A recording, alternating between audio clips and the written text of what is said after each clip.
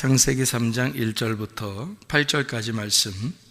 그런데 뱀은 여호와 하나님이 지으신 들짐승 중에 가장 간교하니라. 뱀이 여자에게 물어 이르되 하나님이 참으로 너희에게 동산 모든 나무의 열매를 먹지 말라 하시더냐. 여자가 뱀에게 말하되 동산 나무의 열매를 우리가 먹을 수 있으나 동산 중앙에 있는 나무의 열매는 하나님의 말씀에 너희는 먹지도 말고 만지지도 말라 너희가 죽을까 하노라 하셨느니라. 뱀이 여자에게 이르되 너희가 결코 죽지 아니하리라. 너희가 그것을 먹는 날에는 너희 눈이 밝아져 하나님과 같이 되어 선악을 알 줄 하나님이 아심이라. 여자가 그 나무를 본즉 먹음직도 하고 보암직도 하고 지혜롭게 할 만큼 탐스럽기도 한 나무인지라. 여자가 그 열매를 따먹고 자기와 함께 있는 남편에게도 주매 그도 먹은지라. 이에 그들의 눈이 밝아져 자기들이 벗은 줄을 알고 무화과 나무 잎을 엮어 치마로 삼았더라. 그들이 그날 바람이 불 때 동산에 거니시는 여호와 하나님의 소리를 듣고 아담과 그의 아내가 여호와 하나님의 낯을 피하여 동산 나무 사이에 숨은지라. 이렇게 됐습니다. 아멘. 여기 창세기 3장 1절부터 8절까지 말씀을 우리 같이 보았는데요. 선악과 먹은 죄에 대해서 나오는 장면입니다. 선악과 먹은 죄에 대한 이야기인데, 요거를 이제 우리가 다른 방향에서 한번 이야기를 해볼게요. 다니엘서 6장에 보면은 다니엘이 기도할 때 어떻게 예루살렘을 향하여 어떻게 했다고 그랬어요? 창문을 열어놓고 기도했다고 그랬죠. 창문을 열었다라고 하는, 창문을 열었다는 말이 어떤 말이라고 했어요? 하나님, 여기 열렸다는, 창문이 열렸다는 말은, 창문이 열렸다는, 관통했다는 말이에요. 찌르다라는 말이거든요. 그러니까 저쪽과 이쪽이 통과가 된 겁니다. 관통한 거죠. 찔렀다는 말이에요. 그러면은 그렇게 기도했다는 거잖아요. 다니엘이, 그죠? 그러면 여기 지금 창세기 3장 1절부터 8절은 지금 뭐라고 얘기를 하면 좋겠어요? 선악과 먹었어요. 선악과 먹었는데 어떤 현상이 벌어진 것 같아요? 여기 보니까 지금 제가 다니엘서 6장 10절에 다니엘은 창문을 열고 하나님과 관통하여 기도했다 이렇게 이야기했어요. 그리고 창세기 3장 1절부터 8절은 지금 선악과 먹고 어떻게 된 상태다 이렇게 얘기하면 맞는 거예요. 창문이 닫혀있는 상태라고 얘기해야 되겠죠. 창문이 닫혀있는 상태라는 얘기예요. 그러니까 우리는 기도할 때 어떻게 창문 닫아놓고 기도해야 돼요? 창문 열고 기도해야 돼요? 창문이 열려놓고 기도해야 되거든요. 그러니까 창문이 열려야 그 하나님하고 우리가 마음이 하나가 되고 관통하게 된다, 이제 그런 말씀이거든요. 그래서 지금 요 말을 제가 창문을 닫았다, 창문을 열었다, 요 말로 지금 바꾸어서 지금 설명을 해드리고 있는 중입니다. 무슨 말인지 이해가 되시겠죠? 예. 그러니까 여기 지금 선악과 먹었더니 어떻게 됐다는 거예요? 창문이 닫혀진 거죠. 창문이 닫혀졌다는 말은 하나님과 우리 사이에 어떤 게 됐다는 거예요? 분리가 됐다는 말입니다. 창문을 닫아놨으니까 분리가 된 거죠. 이렇게 저쪽과 이쪽이 나누어진 거잖아요. 분리가 되니까 분리된 거를 성경에서는 뭐라고 그래요? 하나님하고 나하고 분리가 됐어, 떨어졌어요. 그걸 뭐라고 그래요? 죽었다, 그렇게 말하는 거고요. 그 다음에 이게 이제 창문을 열었어요. 열으면 이게 하나가 되죠. 통과가 됐으니까, 관통했으니까. 그러니까 하나님하고 다니엘은 관통하여 기도했어. 하나님하고 다니엘은 한 마음으로 기도했다, 그 말입니다. 그러니까 이게 열렸단 말이에요. 같은 마음이 되었다. 그러면 분리가 된 게 아니라 같은 마음이 돼서 하나가 됐으니까 생명을 얻은 거죠. 분리가 되면 죽은 거고, 생명을 다시 이제 연결돼서 관통하게 되면 창문이 열렸으니까 부활이라 그렇게 하는 거예요. 그거를 열렸다, 그 말이에요. 무덤 문이 닫혀지면은 죽은 거죠. 근데 무덤 문이 열리면요, 부활한 거죠. 무덤 문이 열리면 부활하는 거예요. 그러니까 이 지금 창문이라는 건 이쪽과 이쪽을 나누는 역할을 하는 거거든요. 그러면 무덤도 어때요? 산자와 죽은 자를 나누는 역할을 하죠. 무덤도. 그러니까 창문과 무덤은 같은 것이다. 무슨 말인지 아시겠죠? 그러니까 제가 지금 창문이라는 얘기를 하면서 성경을 지금 다 요약을 해주고 있는 중입니다. 무덤도, 그러니까 무덤은 우리의 기억이라고 그러죠. 우리의 생각, 기억 뭐 이런 거죠. 그것에서 가두어져 있는 것과 열려져 있는 것이 다르다는 게, 닫아져 있는 마음과 열려져 있는 마음, 이렇게 보면 되죠. 이렇게 열려져 있는 마음은 부활했다, 닫아져 있는 마음은 죽었다, 이렇게 되는 거죠. 자기만 아니까 이렇게 되는 거죠. 그러니까 무덤과 같다, 이것을 열어야 된다. 그래서 무덤 속에 있는 죽은 자가 무덤이 열리면 살아나는 거예요. 부활하는 것입니다. 그리고 창문도 닫아져 있으면 죽은 것이고 열려져 있으면 살아난 것이죠. 그러니까 죽은 자의 기도가 아니고 산 자의 기도가 되는 거죠. 산 자의 기도가. 그러니까 다니엘의 기도는 죽은 자의 기도가 아니고 산 자의 기도였다. 창문을 열어놓고 기도했다, 이 말이에요. 그러니까 산 자의 기도였다, 이렇게 볼 수 있죠. 성전과 똑같습니다. 무덤은 성전과 같아요. 그러면 성전이라고 하는 건 어떻게 됐다고요? 성전은 하나님과 나 사이를 가로막는 창문과 같은 겁니다. 성전이요, 무덤과 같은 거예요. 그러니까 성전에 가두어져 있는 사람들이 있었어요. 그게 바리새인들, 사두개인들이었습니다. 제사장들, 서기관들. 그 사람들은 성전에 가두어져 있는 사람들이죠. 자기가 열리질 않은 거예요. 성전이 열리질 않은 거예요. 그러니까 그런 사람들에게 예수님이 와가지고 어떻게 해야 돼요? 성전이 다 무너져야 된다 그러죠. 성전을 다 파괴시켜야 된다. 돌 하나도 돌 위에 남지 않고 다 무너져야 된다. 그 성전이 무너지면 어떻게 돼요? 하나님과 나 사이에 가로막힌 성전이 없겠죠. 예, 가로막힌 성전이 없어져요. 그러면 하나님이 직접 어디에 들어와서 성전을 삼아요? 내 안에 들어와서 성전을 삼는단 말이죠. 나는 그 하나님이라는 진짜 성전에 들어가는 거고, 하나님은 내 안에 들어오셔서 성전을 삼는다는 거죠. 그게 몸 성전이라 그렇게 말하는 거예요. 너희 몸은 그리스도의 성전인 것과, 이렇게 되는 거죠. 그러니까 가운데 진짜 돌 성전이 우리에게 무덤과 같아서 가운데서 이걸 가로막고 있다는 얘기예요. 이건 부서져야 된다. 그게 우리의 뭐라고 그랬다고 했어요?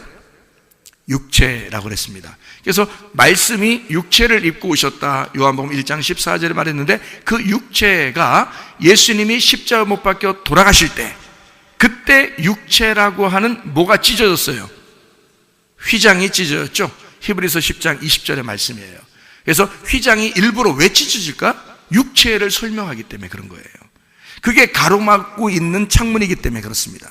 가로막고 있는 창문은 뜯어져야 된단 말이에요. 이 열어져야 된다는 거죠. 그래야 하나님의 지성소를 관통해 들어가죠.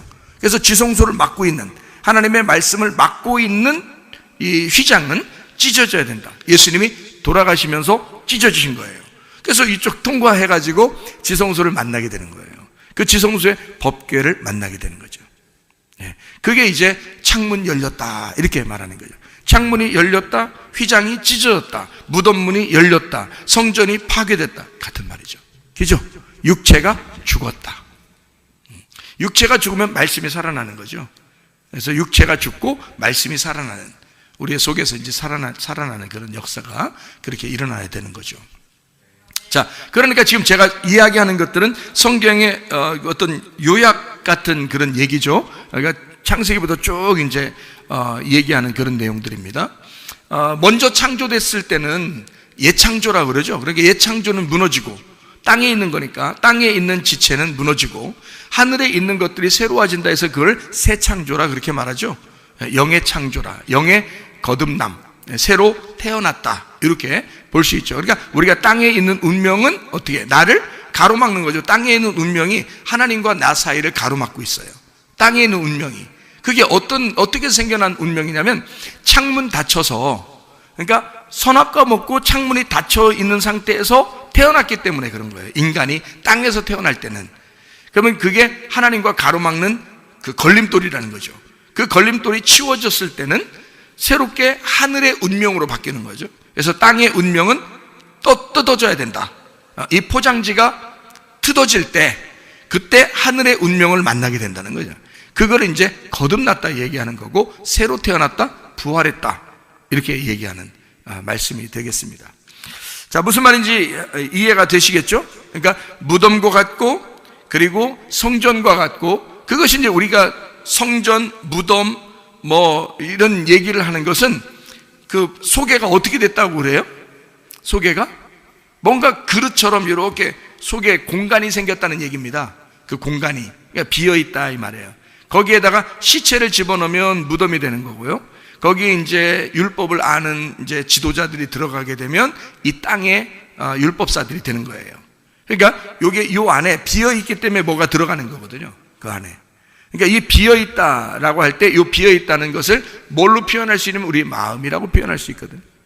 그러니까 우리 마음이 사실은 성전과 같고 무덤과 같은 거죠, 그죠?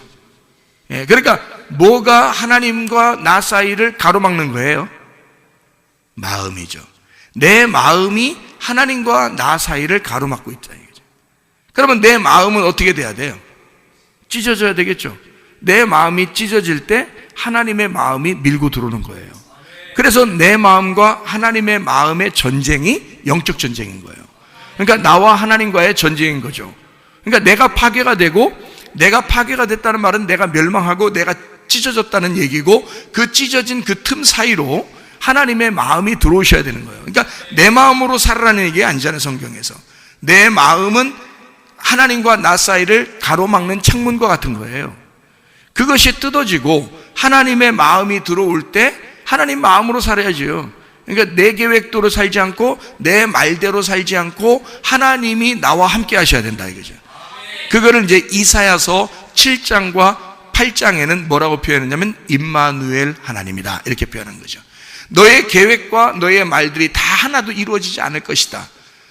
그때 여호와가 하나님이 우리와 함께 하시다 할 것이다 이렇게 했죠. 그러니까 내 계획과 내 말이 다 이루어지지 않을 때 하나님이 우리와 함께 하시겠다. 이것이 임마누엘 하나님이시다. 이거를 이사야 7장 14절 그리고 8장 10절에 말씀하고 있는 내용입니다. 그 임마누엘이 마태복음 1장 23절에 임마누엘 대신 예수님이다 이렇게 표현한 거고요.